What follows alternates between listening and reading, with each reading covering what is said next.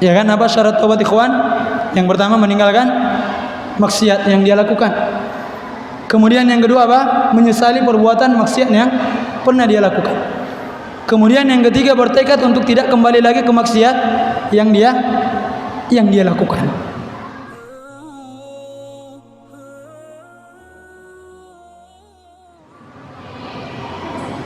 Bismillah. Assalamualaikum warahmatullahi wabarakatuh.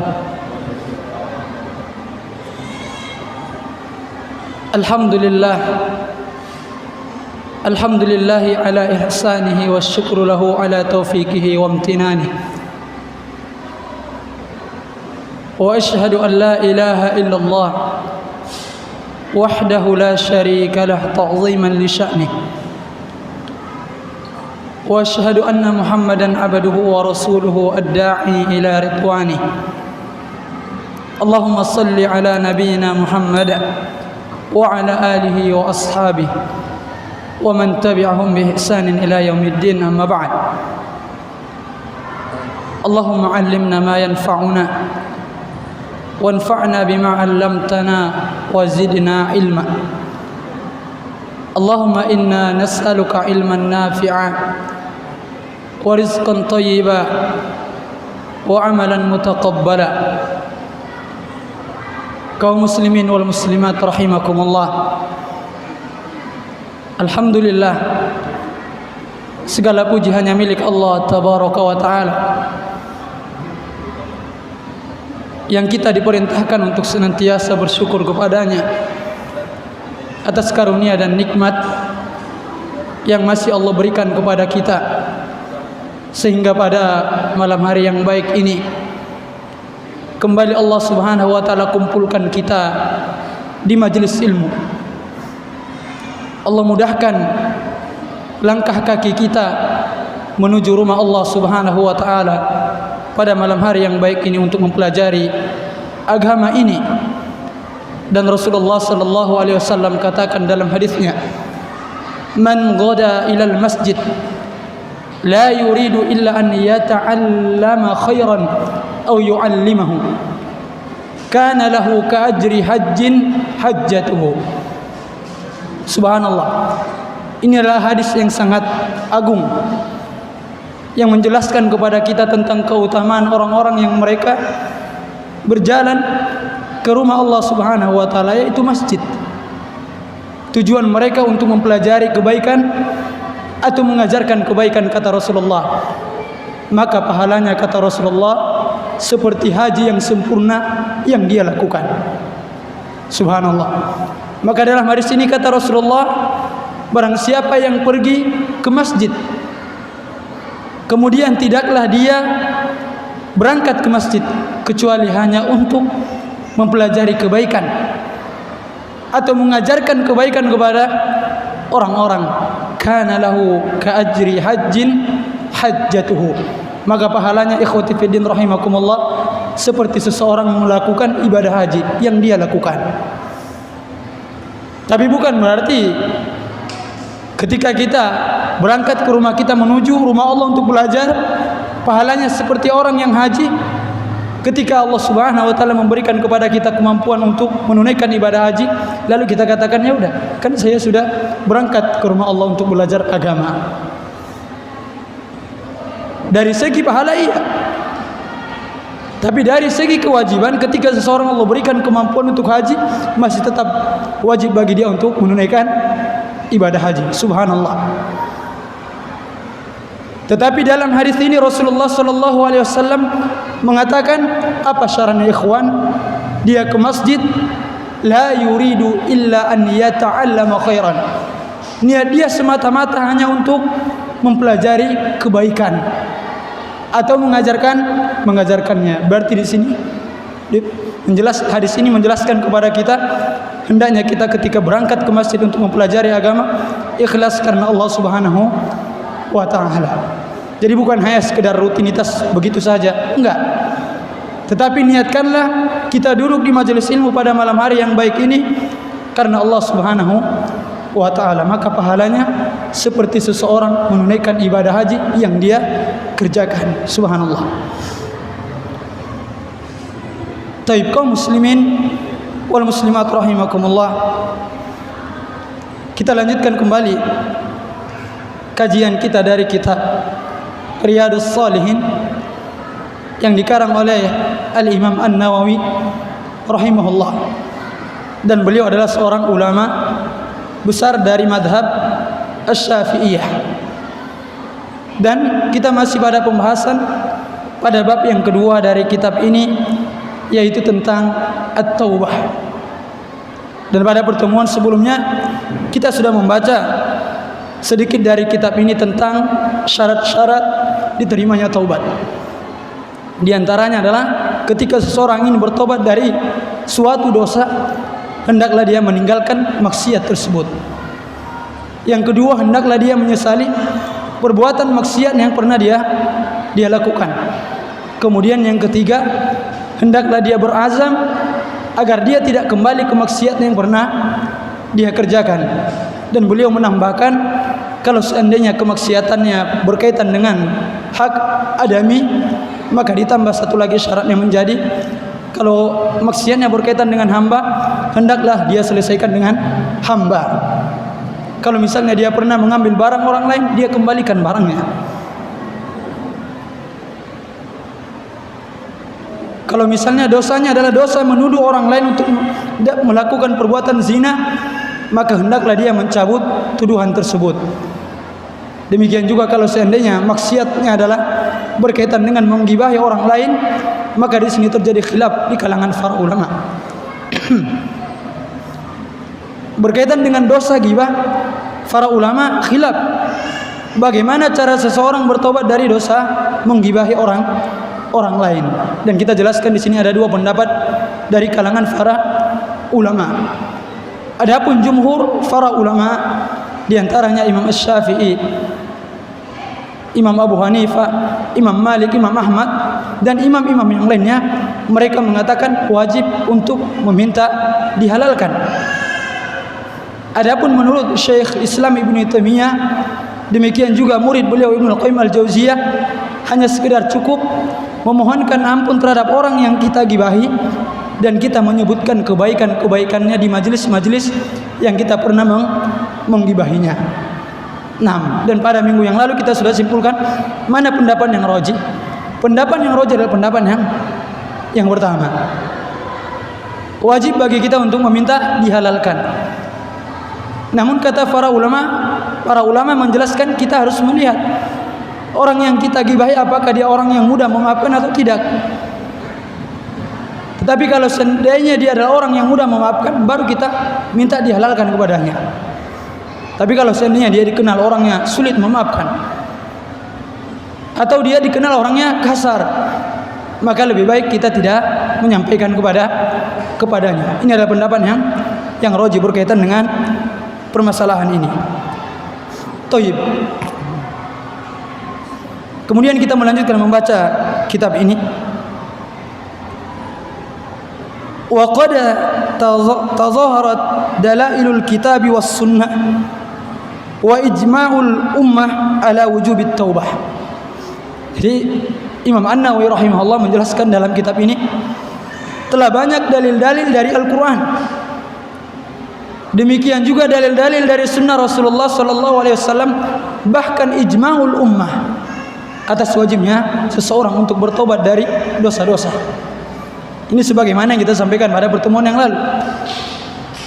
Ketika seseorang terjatuh ke dalam perbuatan dosa, maka wajib bagi dia pada saat itu untuk segera bertaubat. Karena Allah katakan, "Wa man lam yatuba fa ulaika humuz zalimun." Barang siapa yang belum bertaubat dari dosa-dosa, maka dia masih tetap dikatakan sebagai orang yang zalim. Maka pada pembahasan kali ini Imam An-Nawawi rahimahullah akan membawakan kepada kita tentang dalil-dalil dari Al-Quran, demikian juga dalil-dalil dari sunnah, demikian juga ijma' al-ummah tentang wajibnya seseorang untuk bertaubat dari segala macam dosa dan maksiat yang dia lakukan. Dan kita sudah sampaikan pada pertemuan yang lalu, setiap manusia sangat membutuhkan taubat, siapapun dia. baik dia seorang ulama, seorang kiai, seorang yang hafal Al-Quran, semua mereka sangat membutuhkan dengan yang namanya taubat. Karena setiap manusia pasti akan terjatuh ke dalam perbuatan dosa dan maksiat.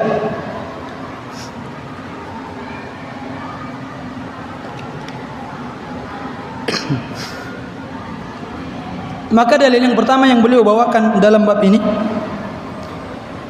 firman Allah Subhanahu wa taala, "Wa tubu ilallahi jami'a ayyuhal mu'minun la'allakum tuflihun." Bertobatlah kalian semua wahai orang-orang yang beriman kepada Allah, agar kalian termasuk orang-orang yang beruntung. Maka para ulama menjelaskan kepada kita dengan ayat ini tentang wajibnya kita bertobat dari segala macam dosa dan maksiat. Karena dalam ayat ini Allah Subhanahu wa taala menyuruh kaum mukminin secara umum. Allah tidak katakan wahai orang-orang yang melakukan maksiat, wahai orang-orang yang candu terhadap khamar, wahai orang-orang yang suka melakukan maksiat, enggak. Tetapi dalam ayat ini Allah memerintahkan kita, menyeru kita semua orang-orang yang beriman agar kita bertaubat kepada Allah Subhanahu wa taala, agar kita termasuk orang-orang yang beruntung. Jadi kalau belum bertaubat belum beruntung. Kalau seseorang belum bertobat dari maksiat dan dosa, maka dia masih tetap dikatakan orang yang zalim. Berarti kalau zalim beruntung atau merugi? Kaum muslimin muslimat rahimakumullah, merugi. Maka ayat ini awalnya adalah, awal ayat ini Allah Subhanahu wa taala memerintahkan kaum mukminin dan mukminah agar mereka menundukkan pandangan dan menjaga kemaluan-kemaluan mereka. Kemudian ayat ini ditutup dengan ayat yang kita bacakan tadi, wa tubu ilallahi jami'ah ayyuhal mu'minun la'allakum tuflihun. Bertaubatlah kalian semua wahai orang-orang yang beriman kepada Allah. Antum lihat ikhwan, di sini khitabnya kepada semua orang yang beriman. Kenapa kita diperintahkan untuk bertaubat? Agar kita termasuk orang-orang yang beruntung. Dan kata Syekh Muhammad bin Shalih Al-Utsaimin rahimahullah, apa yang dimaksud dengan al-falah? Beliau mengatakan, dengan bertaubat seseorang akan mendapatkan yang dia inginkan dan dia terhindar dari sesuatu yang tidak dia inginkan. Maka taubat, kata beliau, mencakup seluruh kebaikan dunia dan akhirat. Maka enggak merugi kalau kita terus bertaubat setiap hari. Terus kita beristighfar kepada Allah Subhanahu wa taala. Bertaubat kepada Allah Subhanahu wa taala. Jadi jangan kita saat anak kajian rutin, salat 5 waktu rutin, bahkan Ustaz puasa Senin Kamis juga jalan terus. Jadi tak perlu lagi bertobat kepada Allah. Ini keliru orang yang seperti ini.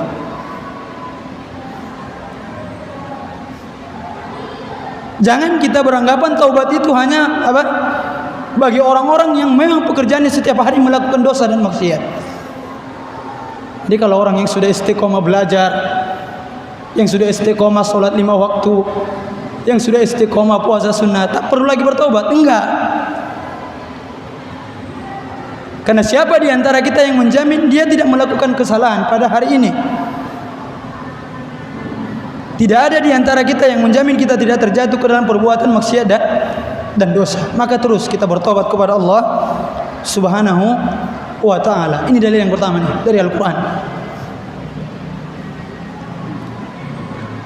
Kemudian dalil yang kedua, wa anistaghfiru rabbakum thumma tubu ilaihi. Dan beristighfarlah kalian kepada Allah, kemudian bertaubatlah kepadanya. Maka dalam ayat ini kita diperintahkan untuk terus memohon ampun kepada Allah. Bertaubat hanya kepada Allah Subhanahu wa ta'ala. Jadi jangan bosan kita untuk terus bertaubat kepada Allah. Bahkan orang-orang yang senantiasa bertaubat kepada Allah, Allah katakan, innallaha yuhibbut tawwabin. Sesungguhnya Allah sangat mencintai orang-orang yang terus bertaubat kepada Allah.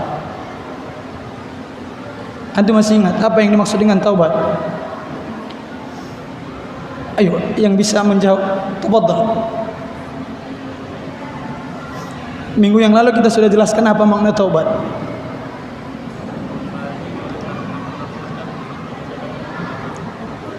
Suara yang kuat.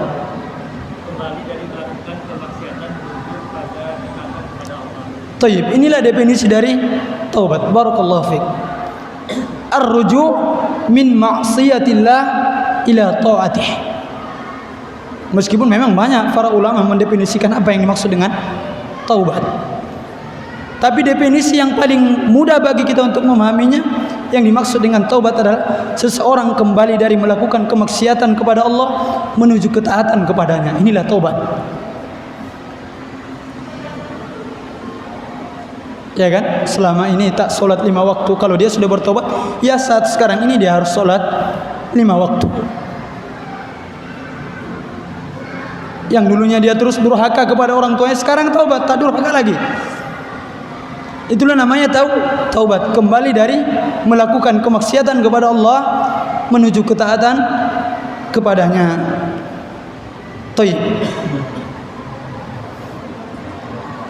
Kemudian dalil yang ketiga yang dibawakan oleh Imam An-Nawawi dalam bab ini, firman Allah Subhanahu wa taala dalam Al-Qur'an surah At-Tahrim ayat 8. Jadi ayat ini harus kita pahami nih. Ayat ini harus kita pahami berkaitan dengan taubat kepada Allah.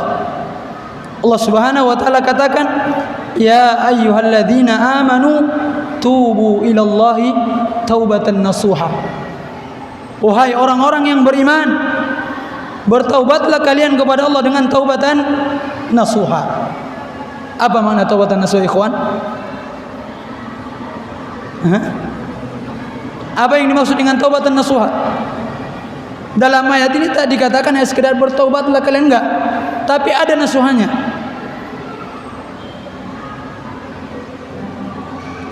Sebagian para ulama sebagaimana dijelaskan oleh Ibnu Katsir rahimahullah, yang dimaksud dengan taubatan nasuha adalah ketika taubat tersebut dipenuhi dengan syarat-syaratnya. Ya kan, apa syarat taubat, ikhwan? Yang pertama, meninggalkan maksiat yang dia lakukan. Kemudian yang kedua apa? Menyesali perbuatan maksiat yang pernah dia lakukan.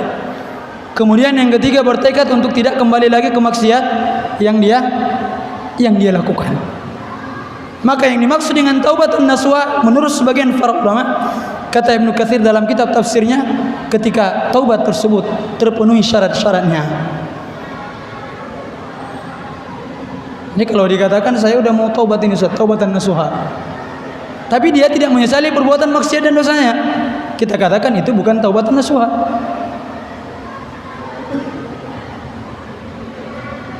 Ana bertaubatlah dari meninggalkan solat 5 waktu, tapi pas azan zuhur dikumandangkan tak solat juga dia. Ini bukan taubatan nasuha. Ana bertaubatlah dari memandang kepada perkara-perkara yang haram, tapi masih tetap memandang kepada perkara-perkara yang haram. Ini bukan taubatan nasuha namanya. Maka yang dijelaskan dalam kitab ini, syarat taubat ada 3 kan? Ketika dosa tersebut berkaitan dengan Allah, syaratnya ada 3. Kalau berkaitan dengan hamba ditambah 1 lagi, harus berlepas diri dari hamba tersebut. Atau kalau misalnya berkaitan dengan harta, kembalikan kepadanya. Namun para ulama menambahkan 2 syarat lagi dari 3 syarat yang sudah kita pelajari dari kitab ini. Di antaranya adalah hendaklah orang yang bertobat ikhlas karena Allah. Bisa dipahami ya? Ikhlas karena Allah. Jadi dia tidak melakukan maksiat bukan karena mertuanya, bukan karena segan sama tetangganya, enggak, tapi dia meninggalkan maksiat benar-benar karena Allah. Karena ada juga orang yang meninggalkan maksiat kadang-kadang niat awalnya bukan karena Allah, bukan ikhlas karena Allah, agar mendapatkan pujian misalnya, atau segan kepada mertuanya dan lain-lain sebagainya. Taubat harus ikhlas karena Allah Subhanahu wa taala. Ini tambahan yang pertama. Kemudian tambahan yang kedua, taubat tersebut dilakukan pada waktu diterimanya taubat. Iya kan? Waktu diterimanya taubat itu ada. Kalau sudahlah matahari terbit dari arah barat, tak diterima lagi taubat. Makanya Rasulullah SAW katakan, la tanqati at-taubah hatta tatlu asy-syamsu min maghribiha. Taubat itu tidak pernah putus. Maknanya kita masih tetap diperintahkan untuk bertaubat, dan taubat kita berpotensi untuk diterima oleh Allah. Sampai kapan? Sampai matahari terbit dari sebelah barat, tak diterima lagi taubat. Udah mau kiamat barulah menyesal ya. Waduh, rupanya selama ini. Kalau pada saat sekarang ini tak bermanfaat lagi.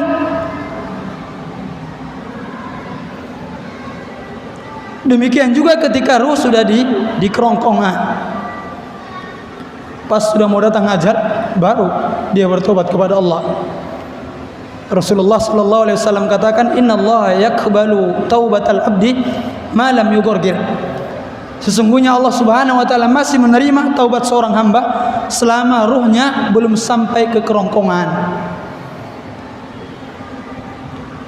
Jadi taubat itu pas melakukan maksiat langsung taubat kepada Allah. Enggak usah nunggu-nunggu lama. Enggak usah nunggu waktu kalau udah 40 tahun barulah taubat Ustaz, biar lebih fokus ibadah. Jangan. Ketika melakukan maksiat langsung bertobat kepada Allah Subhanahu wa taala. Maka dalam ayat ini Allah katakan, ya ayyuhalladzina amanu tubu ilallahi taubatan nasuha. Wahai orang-orang yang beriman. Antum lihat di sini, wahai orang-orang yang beriman, bertobatlah kalian kepada Allah dengan taubatan nasuha. Apa manfaatnya kalau kita bertobat dengan taubatan nasuha? Asa rabbukum ayyukaffiru ankum sayyiatikum. Subhanallah, mudah-mudahan Allah Subhanahu wa taala mengampuni kesalahan-kesalahan kalian. Jadi kalau kita bertobat kepada Allah dengan taubatan nasuha, yang pertama, Allah hapuskan segala macam dosa dan maksiat kita.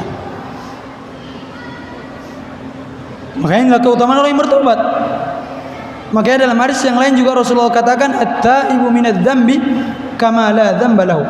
Orang yang bertobat dari dosa-dosa seperti tidak ada dosa. Subhanallah. Apakah cukup sampai di sini saja keutamaan orang yang bertobat? Hanya sampai Allah Subhanahu wa taala mengampuni dosa-dosa mereka? Enggak. Wa yudkhilukum jannatin tajri min tahtihal anhar. Bahkan lebih dari itu kata Allah, Allah akan masukkan kalian ke dalam surga yang mengalir di bawahnya sungai-sungai. Jadi taubat itu enggak pernah merugi kita.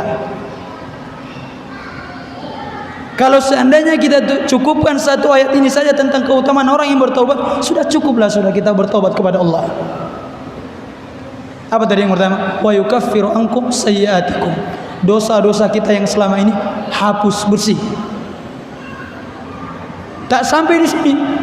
Wa yudkhilakum jannatin tajri min tahtihal anhar.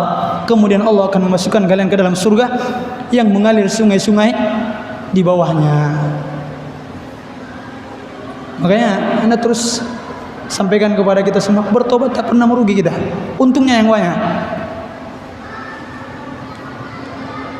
Orang yang bertobat tak pernah merugi.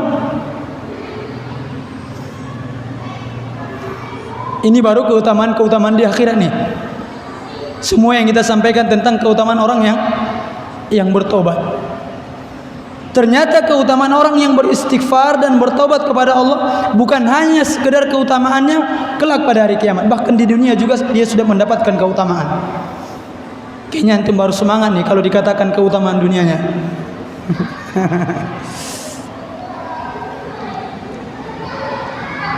Orang yang senantiasa beristighfar kepada Allah, bertobat kepada Allah, Allah akan memberikan kepada dia karunia di dunia.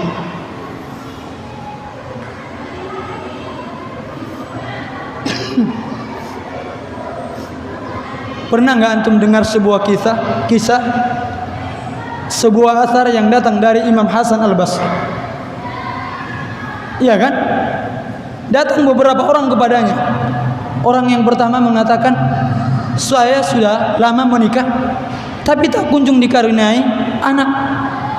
Maka Imam Hasan Al-Basri mengatakan, beristighfarlah kamu kepada Allah.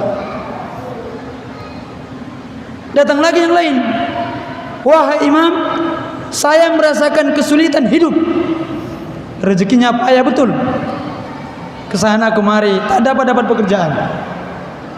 Maka Imam Hasan Al-Basri mengatakan, beristighfarlah engkau kepada Allah. Datang lagi orang yang ketiga, wahai imam, ini udah lama tak turun hujan nih, tanaman kami sudah hampir mati semua. Apa jawaban Imam Hasan Al-Basri? Beristighfarlah kalian kepada Allah. Maka salah seorang murid yang hadir di majelis itu, dia katakan, wahai imam, banyak pertanyaan yang diajukan kepadamu, kok jawabannya cuma satu aja, beristighfarlah kepada Allah. Ini murid yang cerdas ini, ya kan? Enggak hanya sekedar ngikut aja, tapi dia bertanyakan. Karena hanya sekedar ngikut aja, bisa aja yang disampaikan batil, ngikut juga dia. Maka salah seorang murid Imam Hasan Al-Basri yang hadir di majelis itu, wahai imam, banyak pertanyaan yang diajukan kepadamu, semua jawabannya hanya beristighfarlah kepada Allah. Maka dia katakan, ini bukanlah saya katakan dari hawa nafsuku, tetapi inilah yang dijelaskan oleh Allah dalam Al-Quran surah Nuh. Nabi Nuh alaihissalam mengatakan kepada kaumnya, faqultu astaghfiru rabbakum innahu kana ghaffara. Maka aku mengatakan kepada kaumku, mohon ampunlah kalian kepada Rabb kalian, sesungguhnya Allah Maha Pengampun. Kita lihat ikhwan, kalau kita istighfar, memohon ampun kepada Allah, apa yang akan Allah berikan? Yursilis samaa alaikum midrara.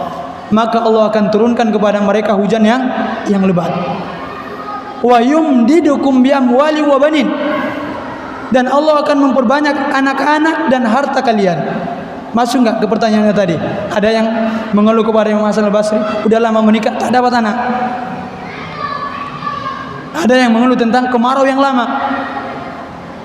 Wa yaj'al lakum jannati wa yaj'al lakum anhara. Kemudian Allah akan mengadakan bagi kalian kebun-kebun, dan Allah akan mengadakan bagi kalian sungai-sungai. Subhanallah. Ini manfaat dunia ikhwan. Karena secara umum musibah yang kita rasakan, problem hidup yang kita rasakan, itu disebabkan karena maksiat yang kita lakukan. Ini harus kita sadari nih. Kalau kita merasakan sulit hidup nih, banyak masalah, banyak ujian, maka bisa saja di antara faktornya adalah karena maksiat. Karena maksiat akan mendatangkan musibah. Makanya Allah katakan di dalam Al-Quran, ma asaba min musibatin fabima kasabat aydikum wa ya'fu an katsir. Apa saja musibah yang menimpa kalian karena ulah perbuatan kalian. Kita lihat nih. Dan Allah Subhanahu wa taala mengampuni banyak dari kesalahan-kesalahan kalian. Subhanallah. Jadi kalau kita rasakan, waduh, rezeki ini semakin sulit, banyak masalah, tak akur sama istri, anak juga udah mulai sulit diatur, ya udah banyak bertobat kepada Allah.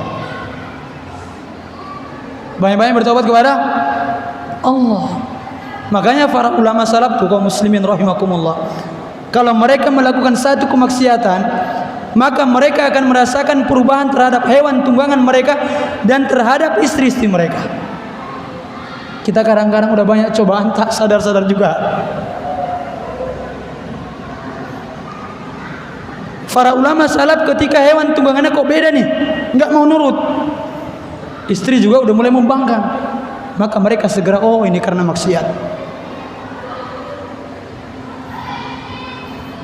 Bahkan Sufyan bin Uyainah di dalam kitab Aina Nahnu min Akhlaqis Salaf, beliau katakan, sesungguhnya saya mengetahui penyebab saya dililit hutang disebabkan karena satu maksiat yang saya lakukan 40 tahun yang lalu. Bayangkan sama antum, maksiat 40 tahun yang lalu menyebabkan dia terlilit hutang. Apa itu maksiatnya? Suatu ketika dia mengatakan kepada seseorang, ya muflis, wahai orang yang bangkrut. Karena satu maksiat ini, Sufyan bin Uyainah terlilit hutang begitu lama. Maka ikhwan, musibah yang menimpa kita di antara faktor terbesar penyebabnya adalah karena maksiat dan dosa yang kita lakukan. Tapi kita terkadang tak sadar. Kita tidak menyadari. Kenapa? Karena terlalu banyak dosa yang kita lakukan kan, sehingga kita tidak tahu karena maksiat mana saya diuji oleh Allah. Ya kan? Karena terlalu banyak sudah memori maksiatnya, sehingga tak tahu dia dari maksiat mana Allah Subhanahu wa taala mengujinya. Para ulama salaf karena sedikitnya maksiat mereka, langsung mereka tahu, oh gara-gara dosa ini nih.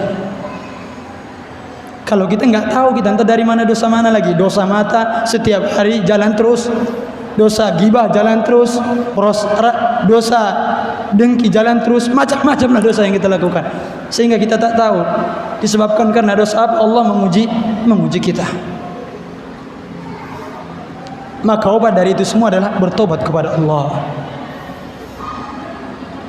Udah semangat antum? Ini keutamaan dunianya nih.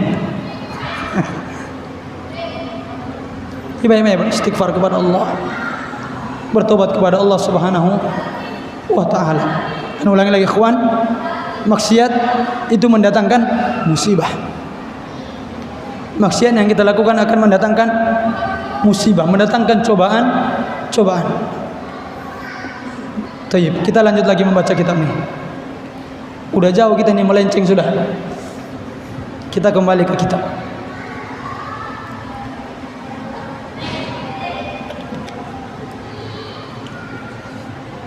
Tayyib, kita membaca hadis yang pertama dalam bab ini. Wa an Abi Hurairah radhiyallahu anhu qala, dari Abu Hurairah radhiyallahu anhu, beliau katakan, sami'tu Rasulullah sallallahu alaihi wasallam yaqul, saya mendengar Rasulullah sallallahu alaihi wasallam berkata. Dan ana senantiasa sampaikan kepada antum, kalau ada hadis menggunakan sami'tu, maka inilah tingkat sanad perawi sanad yang paling tinggi. Jadi sanad hadisnya paling tinggi nih kalau menggunakan sami'tu, karena memang benar-benar langsung didengar dari Rasulullah tanpa perantara. Iya kan? Karena sebagian sahabat itu meriwayatkan hadis dari puluhan tutut sampai kepada Rasulullah. Kalau ini enggak, saya mendengar Rasulullah sallallahu alaihi wasallam bersabda langsung. Apa itu sabda Rasulullah sallallahu alaihi wasallam? Wallah inni la astaghfirullah wa atubu ilaihi fil yaum akthar min 70 marrah. Hadis ini diriwayatkan oleh Imam Bukhari. Rasulullah bersumpah, demi Allah kata beliau, sesungguhnya saya bertobat kepada Allah pada setiap harinya lebih 70 kali. Jadi Rasulullah itu bertobat kepada Allah lebih 70 kali dalam riwayat ini.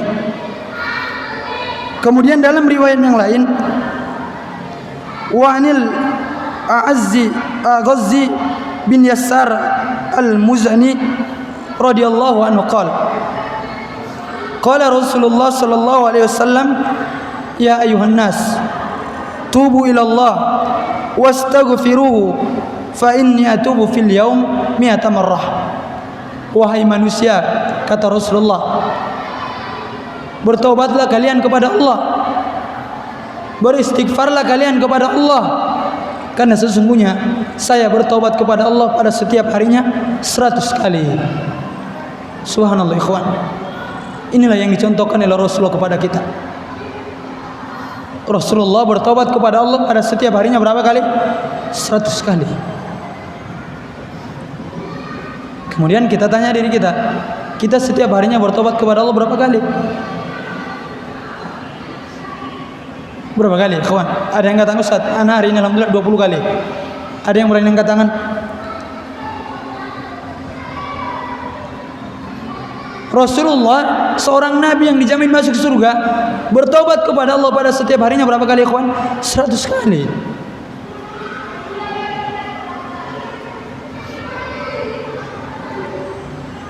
Padahal dosa-dosa beliau sudah diampuni oleh Allah Subhanahu wa taala. Maka dalam sebuah hadis Aisyah radhiyallahu anha mengatakan, kana Nabi sallallahu alaihi wasallam idza shalla faqam hatta tafattara rijlah. Rasulullah itu kalau qiyamul lail ikhwan, sampai kaki beliau pucat atau bengkak karena lamanya beliau qiyamul lail. Maka ketika dilihat oleh Aisyah radhiyallahu anha, wahai Rasulullah, atasna'u hadza? Wahai Rasulullah, kenapa Anda lakukan nih? Qad ghufira laka ma taqaddama min dzambika wa ma ta'akhkhar. Padahal dosa-dosamu yang lalu dan yang akan datang sudah diampuni. Kita lihat ikhwan, jawaban sederhana dari Rasulullah. Habis waktunya. Jawaban sederhana dari Rasulullah apa? Afala akuna abdan syakura. Tidakkah semestinya aku menjadi hamba-hamba Allah Subhanahu wa taala yang bersyukur? Jadi kalau kita mengaku umat Nabi Muhammad, mengikuti Nabi Muhammad sallallahu alaihi wasallam, banyak-banyaklah bertobat pada setiap harinya. Toib, karena waktu membatasi kita cukupkan sampai di sini. Mudah-mudahan apa yang kita sampaikan bermanfaat. Dan insyaallah pada salat Isya kita lanjutkan dengan sesi tanya jawab. Subhanakallahumma wa bihamdika asyhadu an la ilaha illa anta astaghfiruka wa atubu ilaik. Assalamualaikum warahmatullahi wabarakatuh.